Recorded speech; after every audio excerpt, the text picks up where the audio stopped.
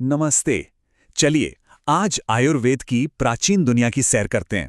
ये सिर्फ इलाज का कोई तरीका नहीं है, बल्कि ये तो 5000 साल पुराना खुद को ठीक करने का एक विज्ञान है। एक ऐसा विज्ञान जो हमें बताता है कि एक हेल्दी जिंदगी कैसे जी जाए। तो जैसा मैंने कहा, आयुर्वेद सिर्फ इलाज तक सीमित नहीं है। ये उससे कहीं बढ़कर है।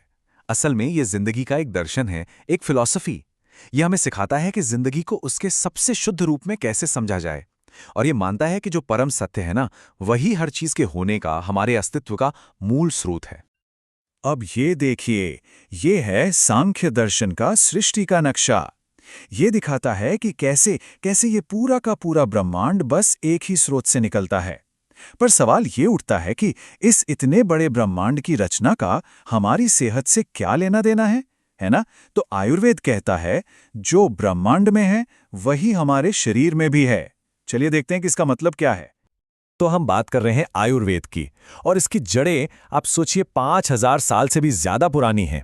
ये सिर्फ कोई पुरानी परंपरा नहीं है, नहीं, ये तो जीवन और स्वास्थ्य का एक टाइम टेस्टेड विज्ञान है।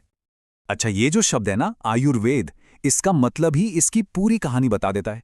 ये दो संस्कृत शब्दों से मिलकर बना है। पहला है आयु, जिसका मतलब है जीवन, और दूसरा है वेद, जिसका मतलब है जानना या ज्ञान।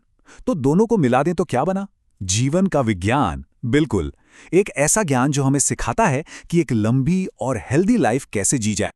तो आयुर्वेद का जो पूरा ढांचा है, उसका जो मूल सिद्धांत है, वो टिका है 5 महाभूतों पर, यानी 5 कॉस्मिक एलिमेंट्स। और यही वो तत्व हैं जिनसे ब्रह्मांड की हर एक चीज बनी है। आयुर्वेदिक फिलॉसफी के हिसाब से ना, ये जो सृष्टि है, ये एक सीक्वेंस में बनी। सब कुछ शुरू हुआ ब्रह्मांडीय चेतना से, फिर वहां से पहली वाइब्रेशन, पहली कंपन पैदा हुई, ओम। अब इस कंपन से बना आकाश तत्व, फिर आकाश में जब गति हुई तो बनी वायु, वायु में जब घर्षण हुआ तो पैदा हुई अग्नि, अग्नि से बना जल, और आखिर में जल से बनी पृथ्वी। कितना लॉजिकल और अद्भुत फ्लो है ना? और यहीं पर आयुर्वेद का सबसे शक्तिशाली आइडिया सामने आता है। ये जो 5 तत्व हैं ना, ये सिर्फ बाहर की दुनिया में नहीं है, ये हमारे अंदर भी हैं। आकाश हमारे शरीर की खाली जगहों में है, वायु हमारी हरकतों में है, अग्नि हमारे मेटाबॉलिज्म में, जल हमारे शरीर के सारे लिक्विड्स में, और पृथ्वी वो हमारी हड्डियों, मसल्स, ठोस ढांचे में है।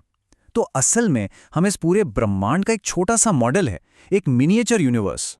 अच्छा, अब इन्हीं 5 तत्वों के कॉम्बिनेशन से हमारे शरीर की 3 मेन एनर्जीज बनती हैं। इन्हें आयुर्वेद में कहते हैं दोष। ये आयुर्वेद का सबसे सबसे जरूरी सिद्धांत है। तो चलिए इसे ध्यान से समझते हैं। हाँ, तो इन्हें कहते हैं त्रिदोष। ये 3 वो फंडामेंटल एनर्जीज हैं जो हमारे शरीर और मन के हर एक काम को कंट्रोल करती हैं। अगर ये कॉन्सेप्ट समझ में आ गया तो समझिए कि आयुर्वेदिक हेल्थ की नींव रख दी गई। तो ये 3 दोष कौन कौन से हैं? ये हैं वात, पित्त और कफ। अब ये तीनों अलग अलग एनर्जीज तो हैं, पर ये हमेशा एक दूसरे से जुड़ी रहती हैं। हमारे शरीर में बैलेंस बनाए रखने के लिए ये एक टीम की तरह काम करती हैं। चलिए इसको और भी आसान बनाते हैं। वात, जो वायु और आकाश से बनता है, वो है मूवमेंट की एनर्जी, बिल्कुल हवा की तरह। फिर है पित्त, जो अग्नि और जल से बनता है, ये है ट्रांसफॉर्मेशन की एनर्जी, जैसे आग। और आखिर में है कफ, जो जल और पृथ्वी से बनता है, ये है स्ट्रक्चर की एनर्जी, जैसे गीली मिट्टी जो सब कुछ जोड़ कर रखती है। तो सोचिए, हवा, आग और मिट्टी, ये तीनों मिलकर ही हमारे शरीर को चला रहे हैं। और हाँ, ये सिर्फ कोई हवाई बातें नहीं है। इन दोषों की हमारे शरीर में अपनी खास जगहें होती हैं। जैसे वात का मेन अड्डा है पेट का निचला हिस्सा, पित्त रहता है छोटी आंत के आसपास, और कफ का इलाका है छाती और पेट का ऊपरी हिस्सा। अब मजे की बात यह है कि हम सब में ये तीनों दोष मौजूद हैं, लेकिन हर किसी में इनका रेशियो अलग अलग होता है। और यही हमारी यूनिक बॉडी टाइप, या जिसे आयुर्वेद में प्रकृति कहते हैं, वो तय करता है। ये हमारे जन्म के साथ ही फिक्स हो जाता है, और यही चीज हमें एक दूसरे से अलग बनाती है। जैसे कि जिन लोगों में वात ज्यादा होता है ना, वो अक्सर बहुत क्रिएटिव और एनर्जी से भरे होते हैं, फुर्तीले होते हैं, कुछ भी नया जल्दी सीख लेते हैं, लेकिन हाँ, जल्दी भूल भी जाते हैं। और जब उनका वात बिगड़ जाता है, इम्बैलेंस हो जाता है, तो उन्हें टेंशन और घबराहट होने लगती है। अब बात करते हैं पित्त वालों की। ये लोग बहुत एम्बिशियस और शार्प माइंडेड होते हैं। इनमें नेचुरल लीडरशिप क्वालिटीज होती हैं और चीज़ों को फटाक से समझ लेते हैं। लेकिन जब इनका पित्त इम्बैलेंस होता है तो इन्हें गुस्सा और जलन बहुत जल्दी आ सकती है। और आखिर में आते हैं कफ प्रकृति के लोग। ये शांत होते हैं, स्टेबल होते हैं और बहुत लविंग नेचर के होते हैं। इनका शरीर मजबूत होता है और इनकी लॉन्ग टर्म मेमोरी गजब की होती है। पर जब ये लोग इम्बैलेंस होते हैं तो इनमें लालच और किसी चीज़ से अटैचमेंट बहुत बढ़ सकता है। तो एक बात याद रखने वाली, कोई भी दोष अच्छा या बुरा नहीं है। आयुर्वेद का असली मकसद अपनी यूनिक प्रकृति के अंदर एक बैलेंस बनाए रखना है, क्योंकि हर बीमारी की जड़ यही इम्बैलेंस है। अब इस बैलेंस को समझने के लिए आयुर्वेद एक होलिस्टिक अप्रोच अपनाता है। मतलब वो हमारे शरीर को एक जीती जागती किताब की तरह देखता है और उसे पढ़ता है, जहां हर छोटा सा निशान भी एक बहुत बड़ी कहानी बता रहा होता है। ये सच में कमाल की बात है। आयुर्वेद में एक वैद्य सिर्फ जीभ, नाखून और आंखों को देखकर ही अंदरूनी सेहत के बारे में कितना कुछ बता सकते हैं।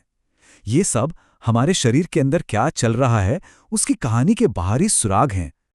भले ही 3 दोष हों और 7 तरह के मेन बॉडी टाइप्स हैं, लेकिन आयुर्वेद का फोकस हमेशा एक पर होता है, यानी उस एक यूनिक इंसान पर। यहां कोई वन साइज फिट्स ऑल वाला फॉर्मूला काम नहीं करता। इलाज हमेशा हमेशा पर्सनलाइज्ड होता है, बिल्कुल उसी एक व्यक्ति के लिए। तो आयुर्वेद से जो सबसे बड़ा सबक मिलता है वो ये है कि सेहत कोई मंजिल नहीं है जिसे पा लिया और बस नहीं। ये तो बैलेंस की एक लगातार चलने वाली यात्रा है, एक डायनामिक स्टेट है जिसे हर रोज अपने खाने पीने से, अपने रहन सहन से और अपनी सोच से बनाए रखना पड़ता है। तो आज के इस दौर में जहां हर किसी को एक जैसी सलाह दी जाती है, ऐसे में हम एक ऐसे सिस्टम से क्या सीख सकते हैं जो पूरी तरह से हर एक इंसान पर अलग अलग केंद्रित है? ये सोचने वाली बात है।